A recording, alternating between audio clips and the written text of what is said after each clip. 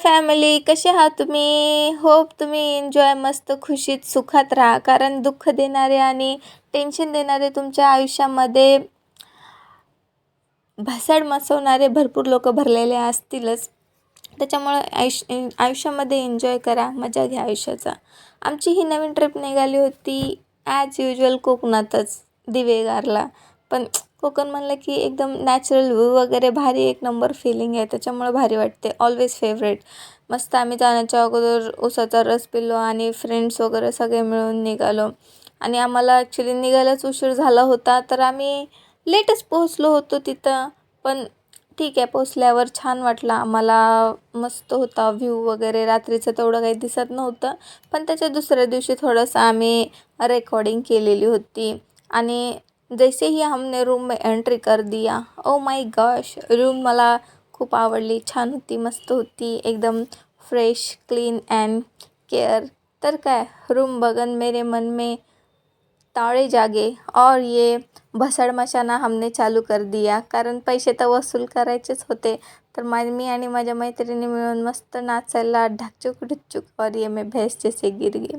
Dance यार अशी गोष्ट आहे की ती येऊ नाही येऊ, केल्यावर भारीच वाटते, लयच भारी वाटते.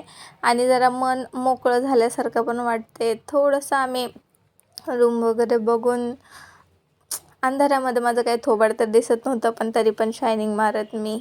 उसके बाद मग आम्ही तिथेच रात्रीचं जेवण घेतलं. आणि जेवणामध्ये मी घेतले होते प्रॉन्स एक नंबर होते खायला. जेवण वगैरे करून मस्त आम्ही खुली खुली आसमान की नीचे नाईट वॉक करने चले गए. आणि एवढं भारी वाटत होतं. मस्त नॅचरल व्ह्यू, अंधार, झाडं फिडं, मोकळी हवा, भारी वाईब्स येत होत्या. आणि त्याच्यात माझे नाटके, जरा वॉकचा व्हिडिओ घ्यावा, पण ठीक आहे, दिसत तर नव्हते. कोणी मला भूतभीत नाही समजून. कुत्रे फित्रे मागे नाही माझ्या लागावं एवढीच भीती वाटत होती. पण ठीक आहे, नाही लागले. आणि तिथे कुत्रे पण जरा फॅमिलियर होते, चांगले होते. नाईट वॉक करायची मजाच वेगळी आहे. ॲक्च्युली कुत्र्यावर आठवलं, तिथे एक कुत्तू होता. एवढा छान, एवढा भारी होता. सगळ्यांना हायफाय करत फिरत होता.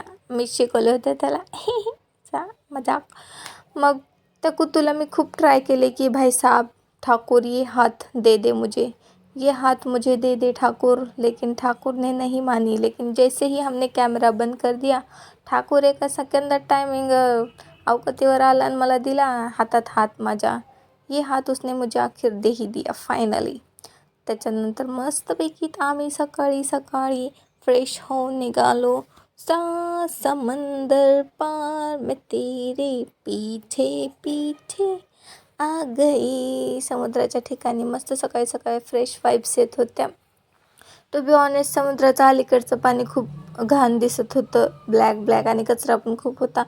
पण थोड़ी और दूर जो मैंने नज़र डाली, तो वहाँ पे आज ब्लू है पानी पानी पानी, नीला नीला पानी था साफ सुंदर.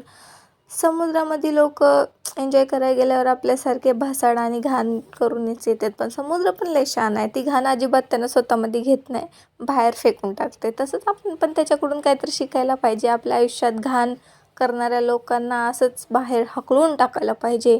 ओ माय गॉड, लयच मोठं ज्ञान पेलले मी. I know you all know it very वेल.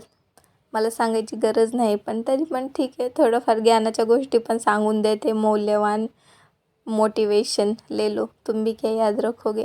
अजून खूप आम्ही एन्जॉय केलो. मस्त थोडासा एन्जॉय आम्ही नेक्स्ट व्हिडिओमध्ये दाखवतो. मग मस्तपैकी थंड थंड पाण्यामध्ये वॉक करत करत आयुष्याचा एन्जॉय घेत मी चली. Bye bye. ह्या व्हिडिओसाठी एवढंच. Hope you will enjoy it. Bye bye. Love you. ही ही हा हा.